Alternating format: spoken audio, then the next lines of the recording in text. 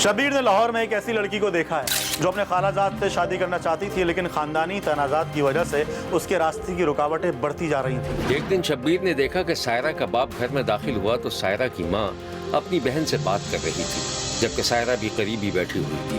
सायरा का बाप सामने आया तो सायरा की खाला ने अदब से उसको सलाम किया, लेकिन सायरा का बाप जवाब दिए बगैर मुंह फेर कर अपने कमरे में चला गया। अस्सलाम वालेकुम भाई साहब। उसके चेहरे पर शदीद नागवारी के तासुरात थे। सलाम का जवाब ही नहीं दिया, नाराज है। छोड़ो इनको, इनका तो दिमाग खराब है। मुझे ऐसा लगता है कि मेरा आना इनको बुरा लगा। नहीं खाला, ऐसे कोई बात नहीं है। आप बैठे, मैं चाय बना के लाती हूँ। नहीं भाई, मैं चाय नहीं पी रही, मैं चलती हूँ। अरे ऐसे कैसे जा रही हो, पागल हो गई हो क्या? अभी सायरा, उसकी माँ और खाला के दरमियान बातें हो ही रही थी कि शब्बीर ने देखा कि सायरा का बाप अपने कमरे में गुस्से से टहल रहा था। ये बताओ कि मौसम को क्यों नहीं लेकर आई? अरे वो आना चाह रहा था, लेकिन बस भाई साहब की वजह से नहीं आया। कोई घर का वाली वारिस है या नहीं? सायरा,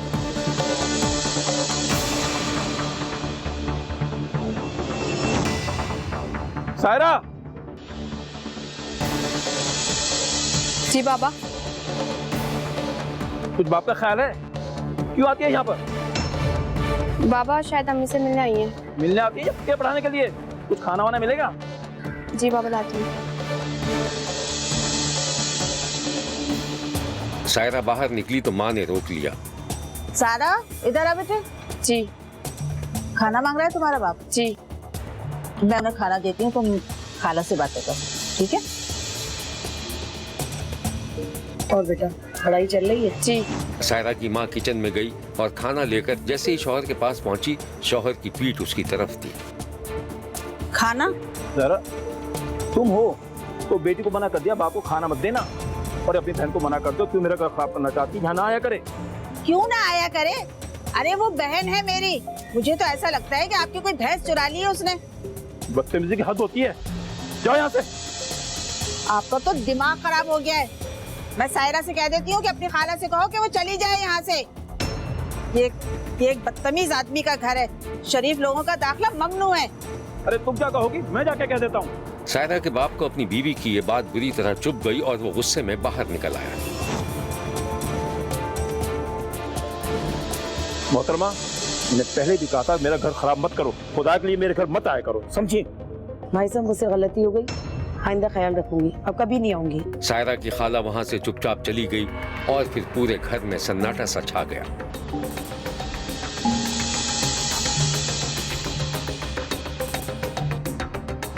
सायरा के बाप को अच्छी तरह मालूम था कि उसकी साली अपने बेटे मौज़म से सायरा की शादी करना चाहती थी, लेकिन सायरा का बाप अपनी बेटी का रिश्ता कहीं और करना चाहता था। एक दिन शब्बीर ने देखा कि सायरा का बाप नाश्ता कर रहा था और उसकी माँ करीब ही बैठी थी। मैं सुनती हूँ भाई साहब क्या चलना है? अच्छा। अच्छा क्या? भाई चलना है। मैं नहीं जाऊंगी, आप अपनी बेटी से पूछ ले, अगर ये जाती है तो इसे ले जाइए। भाई तुम क्यों नहीं जाओगी? क्यों जाऊं? जब आप मेरे खानदान वालों को हकीर और जलील समझते हैं तो मैं आपके खानदान में क्यों जाऊं? क्या खानदान खानदान की रट लगा रखी है? भाई साहब ने बुलाया, दावत दी है, चलना है तो बस चलना है। वैसे भी वो सायरा का रिश्ता मांगा हुआ है। मेरी बेटी कोई गिरी पड़ी नहीं है, मर जाऊंगी लेकिन इसका रिश्ता वहाँ नहीं करूंगी। और वैसे भी ये किसी को पसंद करती है। क्या? किसको पसंद करती है? ये क्या हो रहा है मेरे घर में?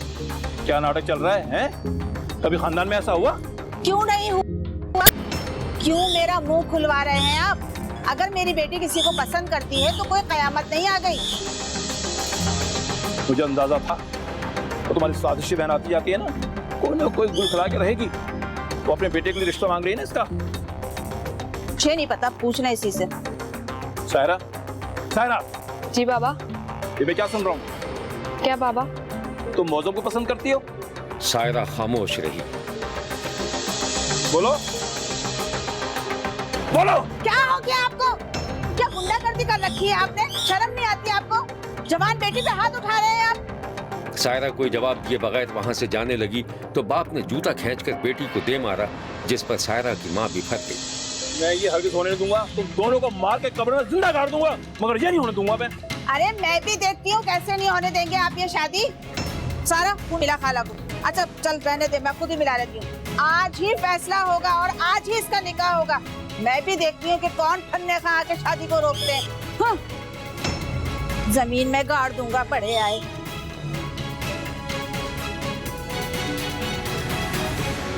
इस वाकये के बाद बाप और बेटी एक दूसरे के लिए अजनबी हो गए थे और सायरा की मां हर हाल में सायरा की शादी अपने भांजे मौज़म से करना चाहती थी। शब्बीर ने एक दिन देखा कि सायरा का बाप अकेले कमरे में उदास बैठा था। उसके हाथ में मोबाइल फोन था और वो अपनी बेटी की बचपन की तस्वीरें देख रहा था। फिर वो कहीं ख्यालों में खो गया। सायरा बेटी, इधर आओ मेरी गुड़िया, इधर आओ मेरी जान। किसकी बेटी हो? पापा की। पापा की जान। अच्छा ये बताओ क्या खाओगी? टॉफियाँ। कौन कौन सी टॉफी खाओगी? बहुत सारी। अच्छा, और उसके साथ और क्या खाओगे आज? बाबा सब कुछ लाएंगे, जो जो कहो। सब कुछ? हाँ। मैं तो सारी चीजें ले लूंगी दुकान की। अच्छा चलो मेरे बेटा, आज दुकान पे जो दिल चाहे लेना, ठीक है?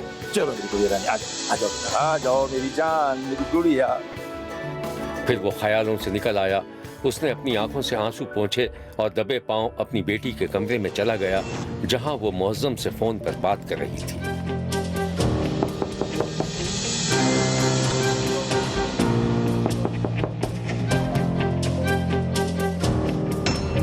सायरा ने बाप की आवाज सुनी तो फोन बंद करके कमरे से बाहर निकल आई और बाप उसका मुंह देखता रह गया।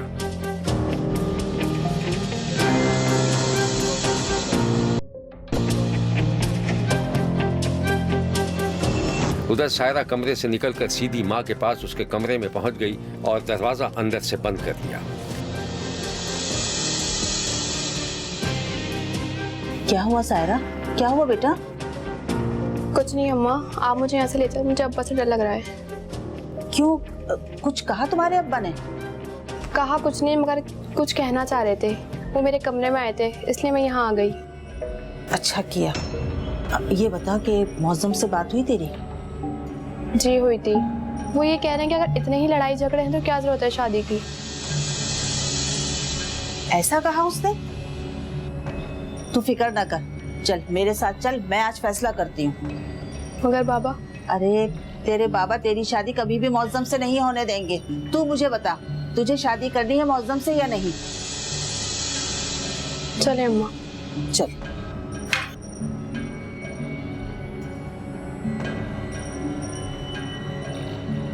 माँ और बेटी ने बाप को मनाने की आखिरी कोशिश कर ली, लेकिन वो किसी तरह तैयार नहीं हुआ, जिसके बाद कहानी का रुख बदल गया।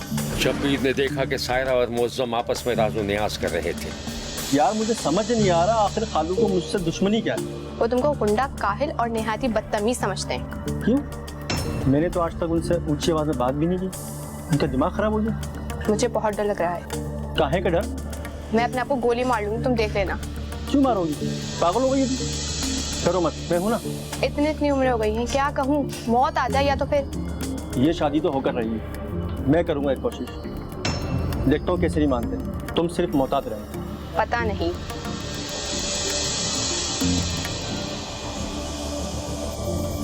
बाप की जिद और अब्बा के आगे बेटी और माँ दोनों मजबूर हो चुके थे।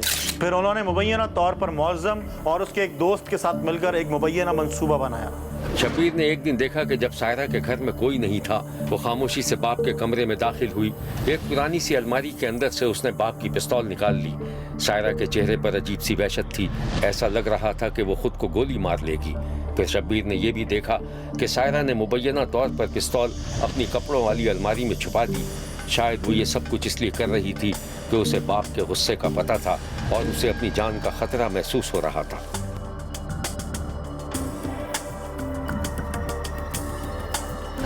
और फिर एक रोज मंसूबे के मुताबिक सायरा की लाई हुई पिस्तौल से मौज़म, सायरा, उसकी माँ और मौज़म के एक साथी ने सायरा के बाप को गोली मार दी, जिसके बाद सायरा, मौज़म और मकतूल की बीवी सड़कों पर एहतजाज का ड्रामा रचाते रहे, लेकिन बिला आखिर पकड़े गए और मुल्जिमान ने कत्ल का एतराफ़ भी कर लिया था। पुलिस मुल्जिमान को गिरफ्तार करके थाने ले आई थी। शब्बीर ने सगी बेटी के हाथों बाप के कत्ल की शदीद मजम्मत की है और कहा है कि नाम निहाद मोहब्बत, जिद और अना के तुफैल जो खूनी रिश्ते एक दूसरे के लिए खूंखार जानवर में तब्दील हो जाते हैं, ये नए जुनूनी रिश्ते इंसानियत के लिए शर्म का बाइस हैं। देखते रहिए, क्योंकि कोई देखे न देखे, शब्बीर तो देखेगा। शब्बीर ने तौसा की नवाई बस्ती खेबेवाली में एक ऐसे शख्स को देखा है जो अपने डॉक्टर होने का दावा करता था।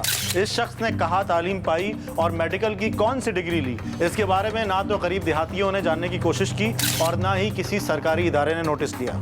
शब्बीर ने एक दिन तौसा की नवाही बस्ती खेबेवाली से गुजर रहा था कि उसने देखा कि एक दुकान की दीवार पर कोयले से डॉक्टर ताहिर लिखा हुआ था, जबकि नाम के आगे अंग्रेजी जबान के कुछ हरूफ लिखे थे। शब्बीर काफी देर तक सोचता रहा आखिर उस डॉक्टर के पास कौन सी ऐसी डिग्री है जिसका शब्बीर ने आज तक नाम तक नहीं सुना। फिर शब्बीर ने किया ये कि डॉक्टर के छोटे से क्लिनिक में दाखिल हो गया, जहां 2-4 लोग बैठे थे और डॉक्टर उनको दवाएं देकर पैसे वसूल कर रहा था। डॉक्टर साहब, मेरे पेट का दर्द ठीक हो जाएगा ना? इंशाल्लाह। अच्छा, ये दवाई मैं लिख के दे रहा हूँ ना, तो दिन में 3 टाइम खा लेना, इंशाल्लाह आराम आ जाएगा। डॉक्टर साहब, पूरे महीने से मैं आपकी दवाई खा रहा हूँ, लेकिन मुझे कोई फर्क नहीं पड़ रहा। क्या मेरी दवाई तुम पर असर नहीं कर रही? मैं फ्री के पैसे ले रहा हूँ आपसे। अगर इतना बड़ा मसला है ना तो किसी और डॉक्टर के पास जाओ, मेरे पास आने की जरूरत नहीं है। डॉक्टर साहब, मेरी वालदा का भी कल से बहुत ज्यादा सांस फूल रहा है, बहुत तेज बुखार है। डॉक्टर साहब,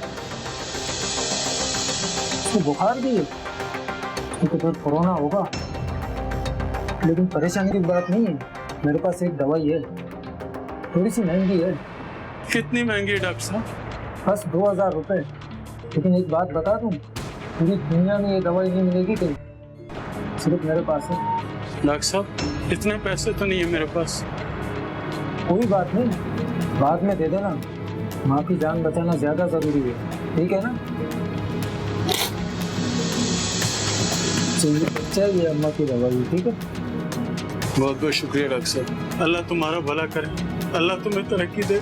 हम जैसे गरीबों का ख्याल करते, अल्लाह आपको कामयाब करे, अल्लाह आपको कामयाब करे। आप आ जाइए। आपको क्या मसला है? डॉक्टर साहब, मेरे सर में 1 महीने से दर्द नहीं जा रहा है। मैं तेल लिख के दे रहा हूँ ना, रोजाना रात को सर पे लगा देना, ठीक है? डॉक्टर साहब, ये सर का दर्द तेल से कैसे जाएगा? डॉक्टर तुम हो या मैं हूँ? इलाज करवाना है तो करो, नहीं तो बाहर निकलो। अच्छा ठीक है, लिख के दो।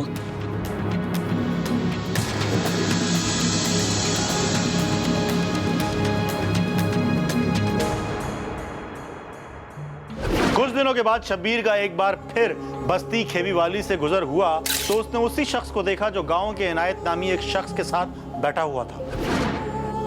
सगीर भाई देख रहे हो, माशाल्लाह चारों तरफ अल्लाह की रहमत देख रहे हो आप। माशाल्लाह माशाल्लाह भाई, ये अल्लाह की खास रहमत है।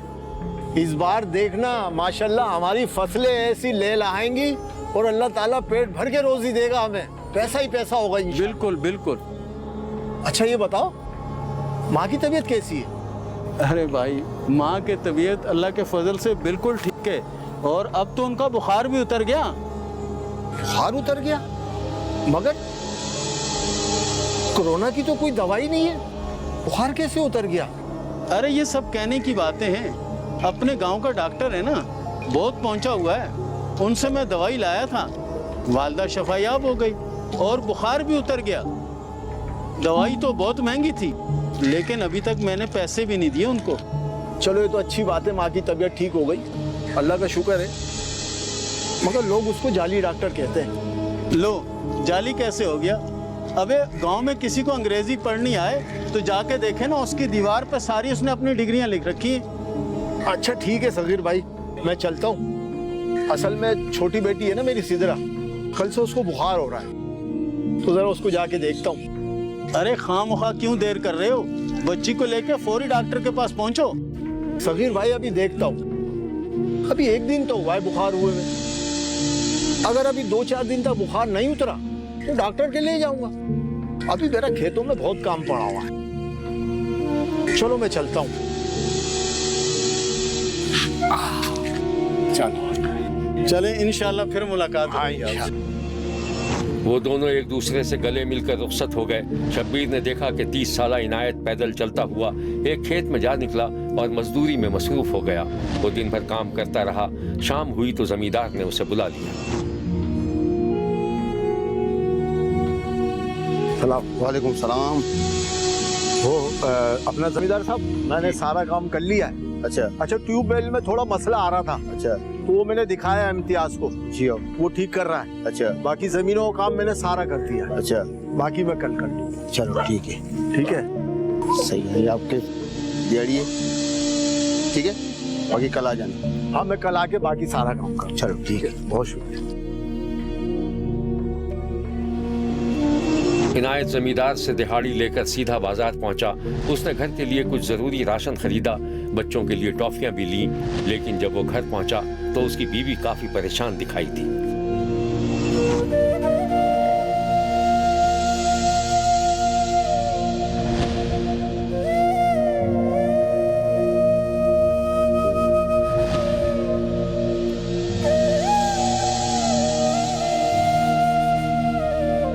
अरे क्या बात है, क्यों इतना परेशान हो? सिद्रा का बुखार उतरा नहीं क्या अभी तक? नहीं, सुबह से आपका इंतजार कर रही हूँ। बच्ची बुखार में तप रही है, पट्टियां रखने के बावजूद भी बुखार कम नहीं हो रहा। या अल्लाह। अच्छा चलो, तुम ये सामान रखो किचन में, मैं देखता हूँ बेटी को। ठीक है।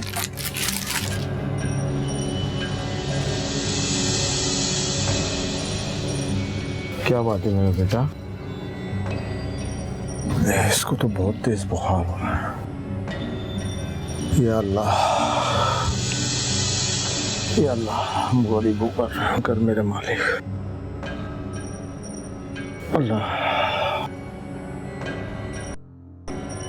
सिद्रा बेटा,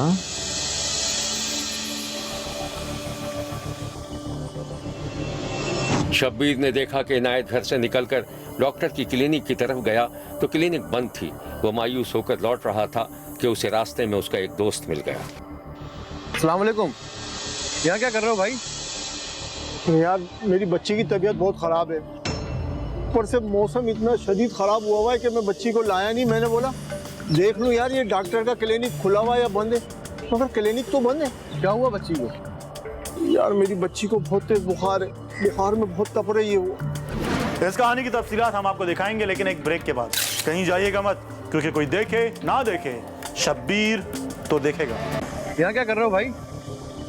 यार, मेरी बच्ची की तबीयत बहुत खराब है। ऊपर से मौसम इतना शदीद खराब हुआ है कि मैं बच्ची को लाया नहीं। मैंने बोला देख लूं यार, ये डॉक्टर का क्लिनिक खुला हुआ या बंद है। मगर क्लिनिक तो बंद है। क्या हुआ बच्ची को? यार, मेरी बच्ची को बहुत तेज बुखार है। बुखार में बहुत तप रही है वो। अच्छा चलो, ये तो मसले की बात नहीं है। तुम अगर कहो तो मैं तुम्हें छोड़ दूं, डॉक्टर का घर करीब है। नहीं नहीं, तुम्हारी मेहरबानी होगी, तुम मुझे एड्रेस समझा दो, मैं खुद चला जाऊंगा। अच्छा चलो, मेरी बात सुनो। यहाँ से सीधा जाओगे, सीधा बटन हो, पहला घर छोड़ के, दूसरा छोड़ के, तीसरे पे वहीं डॉक्टर से मिल लो आप। वो जो मस्जिद बनी हुई है उसके बराबर है। बिल्कुल वहीं पे सामने। बहुत मेहरबानी भाई, तुम्हारी बहुत मेहरबानी। शब्बीर ने देखा कि दोस्त इनायत को डॉक्टर के घर का पता समझा रहा था। इनायत पैदल पैदल डॉक्टर के घर पहुंचा तो उसने देखा कि डॉक्टर मैले कुचैले कपड़े में अपनी साइकिल ठीक कर रहा था। यार, वो मेरी बच्ची की तबीयत सही नहीं है, मुझे डॉक्टर ताहिर से मिलना था। अच्छा रुको जरा। नहीं भाई, मुझे डॉक्टर ताहिर से मिलना है। अबे तुम्हें मैं क्या मैकेनिक लग रहा हूँ क्या? मैं हूँ डॉक्टर ताहिर, बोलो क्या मसला है? भाई माफ करना, मेरी बच्ची की तबीयत सही नहीं है। 3 दिन से उसको बहुत तेज बुखार है। मेरे मुंह में खाक। मुझे लगता है उसको कोरोना तो नहीं हो गया। यार, मुझे भी लग रहा कोरोना ही है, बड़ी खतरनाक बीमारी है। मुझे तो तुम भी बीमार लग रहे हो, तुम्हें कहीं कोरोना तो नहीं है? नहीं, अल्लाह का शुक्र है भाई, मैं ठीक हूँ। आपकी मेहरबानी होगी, आप मेरी बच्ची को देख लो। अच्छा, एक मिनट रुको, मैं जरा हाथ धो के आता हूँ ना, ठीक है? या अल्लाह। फिर शब्बीर ने डॉक्टर और इनायत को इनायत के घर की तरफ जाते देखा।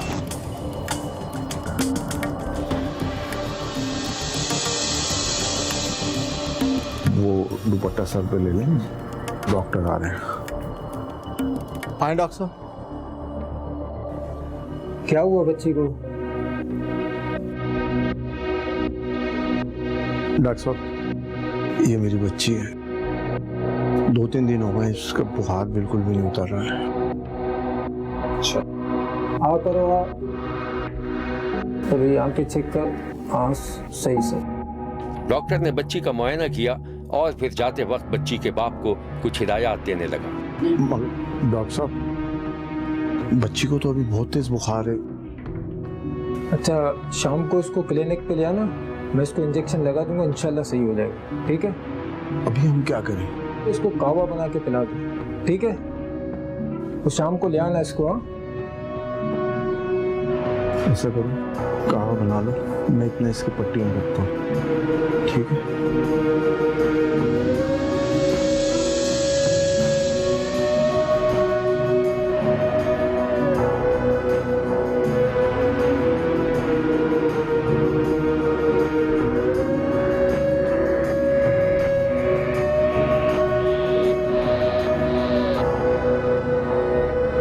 इनायत की बेटी की तबीयत तो खराब थी ही, शाम को उसके बाप को भी बुखार हो गया। शब्बीर ने देखा कि इनायत चादर ओढ़कर सो रहा था और बीवी उसे जगा रही थी। अरे आपको डॉक्टर के पास नहीं जाना? आपको तो खुद को बुखार हो रहा है।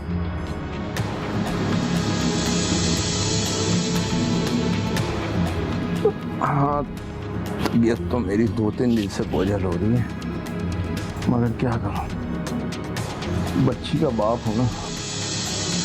3 दिन से मेरी बच्ची बुखार में तप रही है, भला मुझे अपना होश कहाँ होगा। चलो तुम सिदरा को तैयार करो, तो फिर हम डॉक्टर के चलते हैं। ठीक है, मैं तैयार कर देती हूँ। उठो मेरी शहजादी, आपको मैं तैयार कर दूँ। बाबा और मैं आपको हॉस्पिटल लेके चलते हैं, आप ठीक हो जाओगी बिल्कुल। चलो बेटा, सिदरा, बेटा सिदरा, चलो बेटा उठो। थोड़ी देर में शब्बीर ने देखा कि इनायत अपनी बेटी को गोद में लिए घर से निकल रहा था। उस रोज जब इनायत अपनी बेटी को लेकर डॉक्टर के पास जा रहा था, रास्ते में उसकी अपनी तबीयत इतनी खराब हो गई कि वो क्लिनिक तक नहीं पहुंच सका। गांव वालों ने सहारा देकर उसे घर तक पहुंचाया था।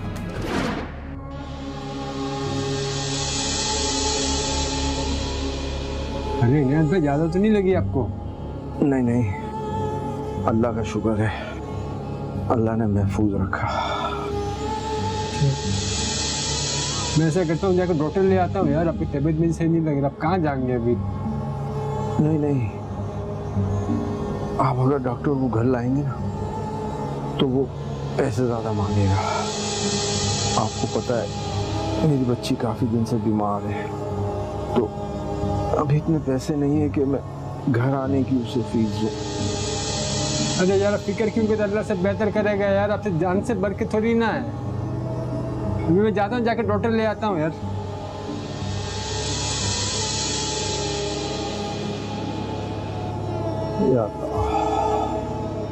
उस रोज जब डॉक्टर इनायत के घर से गया, तो इनायत के घर में एक तरह की कयामत आ चुकी थी। दोनों बाप बेटी अचानक इंतकाल कर गए थे।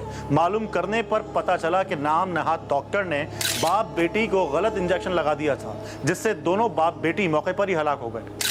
इस वाकये के बाद जाली अताई डॉक्टर ताहिर और उसका सरपरस्त डॉक्टर रफीक पकड़ा गया और पुलिस ने मकतूल इनायत के भाई की मुद्दईयत में कत्ल का मुकदमा दर्ज कर लिया था।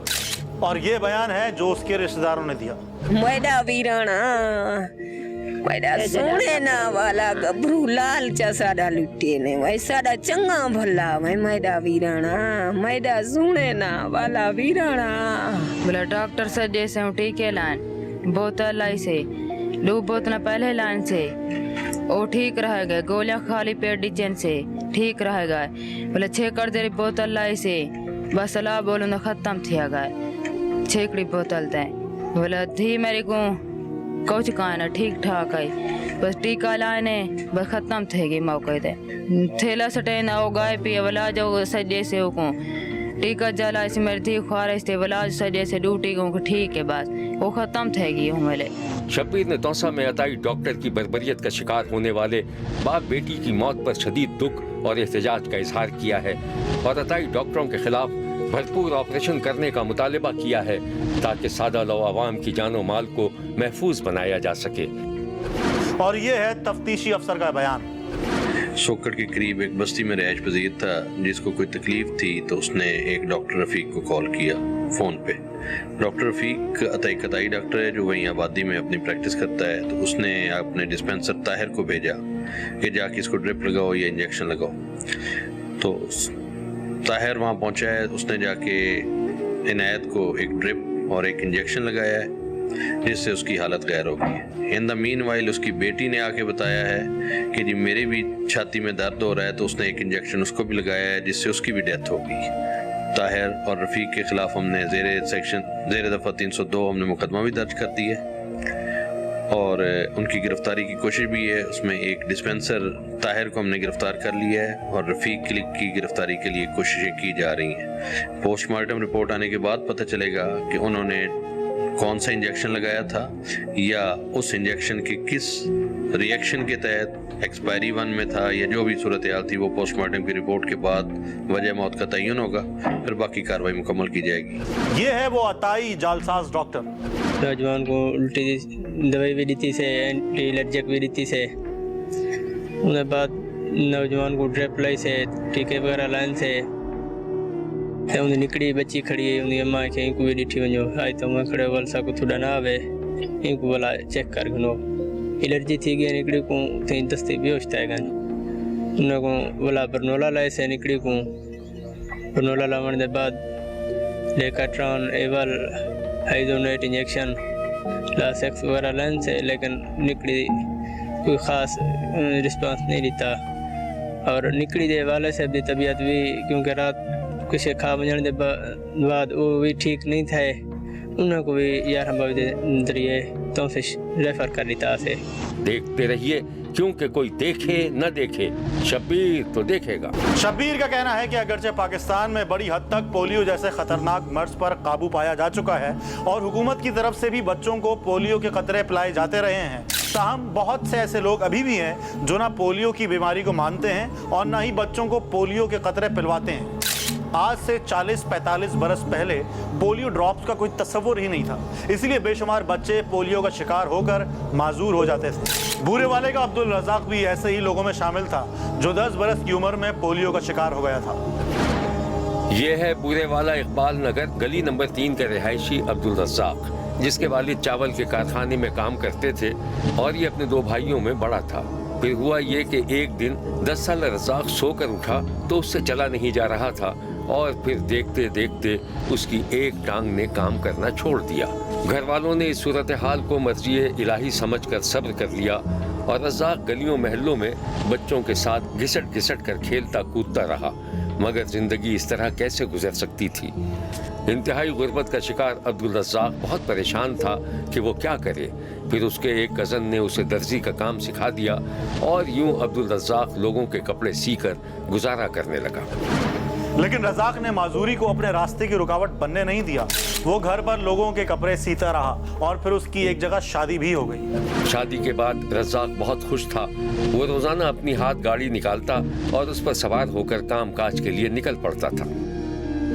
बदकिस्मती से रज़ाक की पहली शादी 10 दिन तक ही चल सकी थी, क्योंकि रज़ाक की पहली बीवी ने उसकी माजूरी की वजह से तलाक ली थी और फिर उसके बाद रज़ाक की दूसरी शादी भी करवा दी गई, जिससे रज़ाक के यहाँ एक बेटा पैदा हुआ। मगर 2-2.5 साल के बाद ही दूसरी बीवी ने भी तलाक का दावा कर दिया और ये सब कुछ इसलिए था कि रज़ाक पोलियो की वजह से एक टांग से महरूम था। शब्बीर को रज़ाक के बारे में पता चला तो उसका तजस्सुस बढ़ गया कि आखिर एक माजूर शख्स इतने इनहमाक से कैसे काम कर सकता है। शब्बीर ने देखा कि रज़ाक सुबह के वक्त घर से निकल रहा था।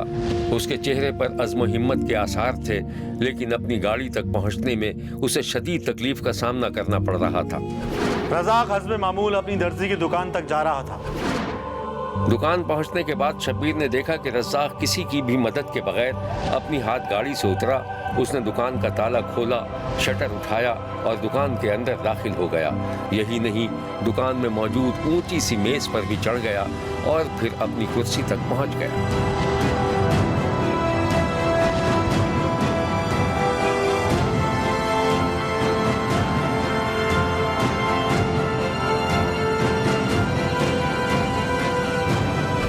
शब्बीर का कहना है कि अगरचे रज़ाक अपनी माजूरी की वजह से हिम्मत हारने के लिए तैयार नहीं था, लेकिन उसे जिस तकलीफ का सामना करना पड़ रहा था वो वही महसूस कर सकता था। शब्बीर ने देखा कि रज़ाक दुकान में मौजूद था और किसी गाहक के सूट की कटिंग के लिए नापतोल कर रहा था।